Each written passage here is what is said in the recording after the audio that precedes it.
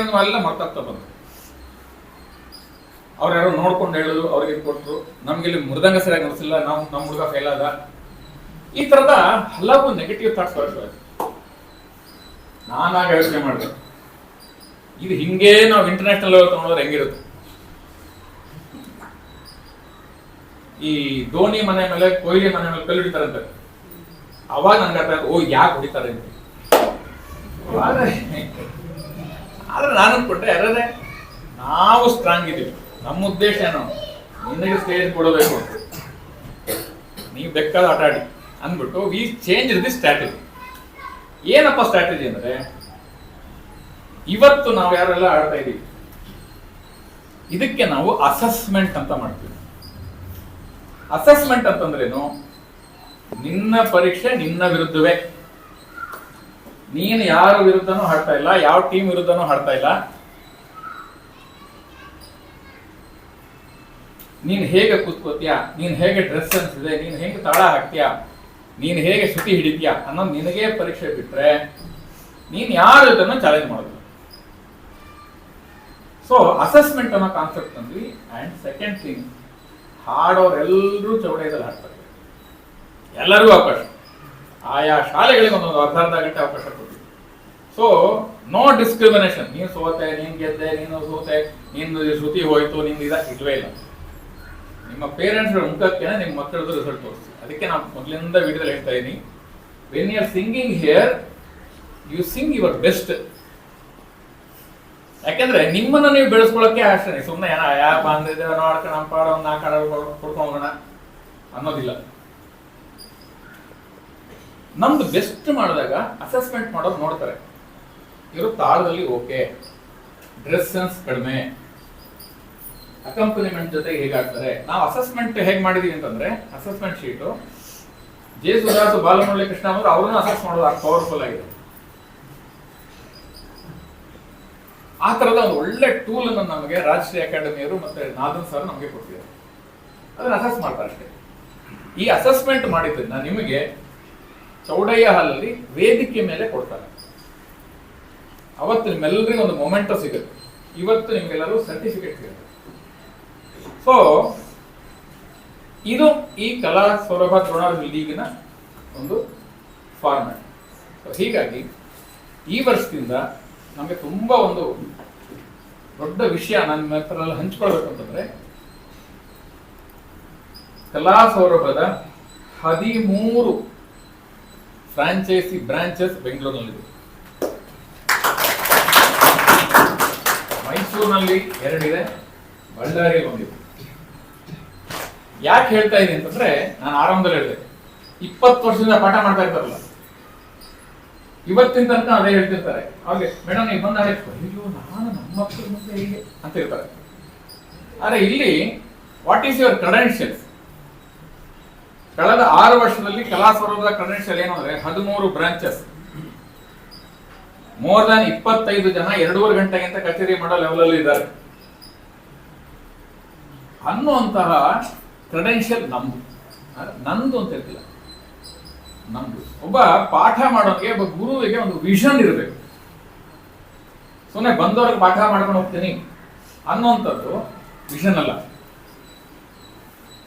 ಇದನ್ನ ನನ್ನ ಪ್ರೊಫೆಷನ್ ಆಗಿ ತಗೊಂಡಾಗ ನನ್ನ ಚಿಂತನೆಗಳು ದೊಡ್ಡದಾಗಬೇಕು.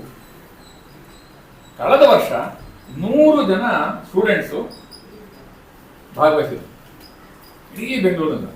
ನಮ್ಮ ವ್ಯಾಪ್ತಿ ಎಲ್ಲಿದೆಪ್ಪ ಅಂತಂದ್ರೆ, ವಾಜರಹಳ್ಳಿಯಿಂದ ಹಿಡಿದು ಯಲಹಂಕ ತನಕ, ವೈಟ್ ಫೀಲ್ಡ್ ಇಂದ ಹಿಡಿದು ಮಾಗಡಿ ರೋಡ್ ಕೊನೆ ತನಕ. ಇದು ನಮಗೆ ಈ ವರ್ಷ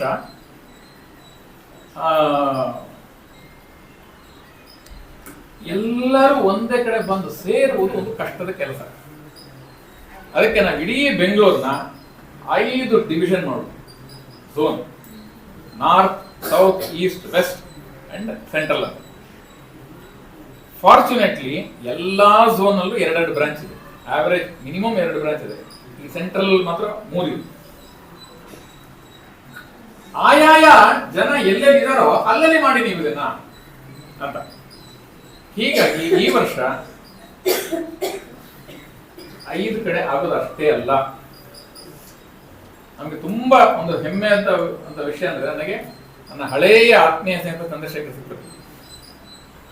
ಅವರಿಂದ ನಾವು ಹಿಂದೂಸ್ತಾನಿ ಒಂದು ಕೇಸ್ ಮಾಡಿದ್ವಿ ಸೌತ್ ಝೋನಲ್ಲಿ. ಆ ಕ್ರೆಡಿಟ್ ಅವರಿಗೆ, ಅವ್ರ ಮಗಳಿಗೆ ಹೋಗ್ಬೇಕು. ಸಿಂಚನ ಲೀಡರ್. ಫೈನ್ ಆರ್ಟ್ಸ್ ಅಲ್ಲಿ KSB ಅಲ್ಲೂ 30ನೇ ತಾರೀಕು ನಡೆಯುವುದಿಲ್ಲ. ಅಂದ್ರೆ ನಮ್ಮ ವ್ಯಾಪ್ತಿ ನೋಡಿ ಹೇಗಿದೆ. ಹೀಗಾಗಿ ನಾವು ಈ ವರ್ಷ ಏನ್ ಮಾಡಿದ್ವಿ, ಯಾರ್ಯಾರು ಎಲ್ಲೆಲ್ಲಿದಾರೋ ಅಲ್ಲಲ್ಲೇ KSB ಮಾಡಿ. ಆದ್ರೆ ಡಿಸೆಂಬರ್ 14ಕ್ಕೆ ಎಲ್ಲ ನದಿಗಳು ಸಾಗರವನ್ನ ಸೇರುವಂತೆ ಚೌಡಯ್ಯದಲ್ಲಿ ಬರುತ್ತೆ. ಚೌಡಯ್ಯದ ಪೋಸ್ಟರ್ ಸಾಯಂಕಾಲ ನಾನು ಬಿಡುಗಡೆ ಮಾಡ್ತೀನಿ, ಎಲ್ಲ ಹೋಗ್ತೀನಿ. ಅದನ್ನ ನಾವೊಂದು ಸೆಲೆಬ್ರೇಷನ್, ಅದಕ್ಕೆ ವಿಶ್ವರೂಪ ಸೆಲೆಬ್ರೇಷನ್ ಅಂತ ಹಾಕಿದ್ದೀನಿ. ಯಾಕೆ ವಿಶ್ವರೂಪ ಅಂತಂದ್ರೆ, ಕಳೆದ ವರ್ಷ ಚೌಡಯ್ಯದಲ್ಲಿ ಬಂದು ನೋಡಿದ್ರಲ್ಲ, ವಾಹ್ ಕಲಾ ಸೌರಭ ಅಂದ್ರೆ ಇದೇನ ಸರ್ ಅಂತ ಅನಿಸ್ತು. ತುಂಬಾ ಜನಕ್ಕೆ ನಾವು ಹೇಳ್ತಾ ಇದೀವಿ, ಪಾಠ ಮಾಡ್ತಾ ಇದೀವಿ, ಕಲಾ ಸೌರಭ ಅಂದ್ರೆ ಇದು ವೆರಿ ಮ್ಯೂಸಿಕಲ್, ಕಲ್ಚರಲ್ ಕಾರ್ಡಿನೇಷನ್. ಯಾರು ತಲೆಗೆ ಹೋಗ್ತಾ ಇಲ್ಲ. ನಾನು ಬಂದು ನಿಂತ್ಕೊಂಡ್ರೆ ಯಾವನ ಪಾಠ ಮಾಡಕ್ ಬಂದಿ ಅಂದ್ರೆ ಗಂಧ ಇಟ್ಕೊಂಡು ಕುಕ್ ಮಾಡ್ಕೊಂಡು ಪಾಠ ಏನೋ ಸ್ಟೂಡೆಂಟ್ ಬೇಕು ಅಂತ ಕೇಳ್ತಾ ಇದೆ ಅಂತ ತಿಳ್ಕೊಳ್ತಾರೆ. ಆದ್ರೆ ಒಳಗಡೆ ಬಂದು ಹತ್ರ ಬಂದ್ರೆ ನಿಮ್ಗೆ ಗೊತ್ತಾಗತ್ತೆ.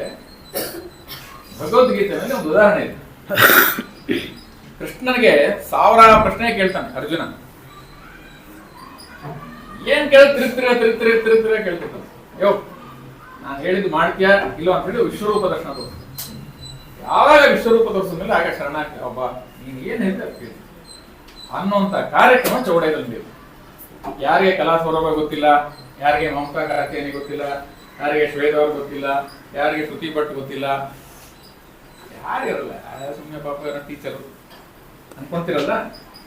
ಅಲ್ಲಿ ನಾವು ವಿಶ್ವರೂಪ ಕಲಾ ಸೌರಭದ ವಿಶ್ವರೂಪದ ದರ್ಶನವನ್ನು ಮಾಡ್ತೀವಿ. ಹೀಗಾಗಿ ಅದು ನಮ್ಮ ವಾರ್ಷಿಕೋತ್ಸವ ಅನ್ಕೊಂಡು ಎಲ್ಲ ನದಿಯ ನೀರು ಬಂದು ಅಲ್ಲಿ ಸೇರಬೇಕು. ವರ್ಷಕ್ಕೊಂದ್ಸಲ 365 ದಿನ ನೀವೇನ್ ಬೇಕಾದ್ರೆ ಮಾಡ್ಬೋದು, 64 ದಿನ. ಆ ಒಂದು ದಿನ ಮಾತ್ರ ಯಾವೊಂದು ತಪ್ಪಿಸಂಗಿಲ್ಲ. ಯಮನೇ ಬಂದ್ರು 14 ಬರ್ತೀನಿ ಹೋಗಯ್ಯ. ಆ ಲೆವೆಲಿನ ಕಮಿಟ್ಮೆಂಟ್ ನಮ್ಗೆ. ಅವತ್ತು ಬೆಳಗ್ಗಿನಿಂದ ಸಂಜೆ ತನಕ 150 ಮಕ್ಕಳು ಹಾಡ್ತಾರೆ. ಎಲ್ಲರಿಗೂ ಅವಕಾಶ, ರಿಜಿಸ್ಟರ್ ಮಾಡೋರು ಎಲ್ಲರಿಗೂ ಅವಕಾಶ. ಅಷ್ಟೇ ಅಲ್ಲ, 2026 ಅಲ್ಲಿ ವಿ ಆರ್ ಪ್ಲಾನಿಂಗ್ 25 ಟೂರ್ನಮೆಂಟ್. ಈ ತರದ್ದು ಏನ್ ಮಾಡ್ತಿದ್ವಲ್ಲ, ಈ ತರದ 25 ಟೂರ್ನಮೆಂಟ್ ಯೋಚನೆ ಮಾಡ್ತಾ ಇದೀವಿ. 2 ದಿನ ಚೌಡಯ್ಯ ಬುಕ್ ಮಾಡಿ ಡಿಸೆಂಬರ್ 12, 13 ಈಗಲೇ ನೋಟ್ ಮಾಡಿಕೊಳ್ಳಿ. ನಾವು ಬುಕ್ ಮಾಡಿ ಆಗಿದೆ 2026 ಡಿಸೆಂಬರ್.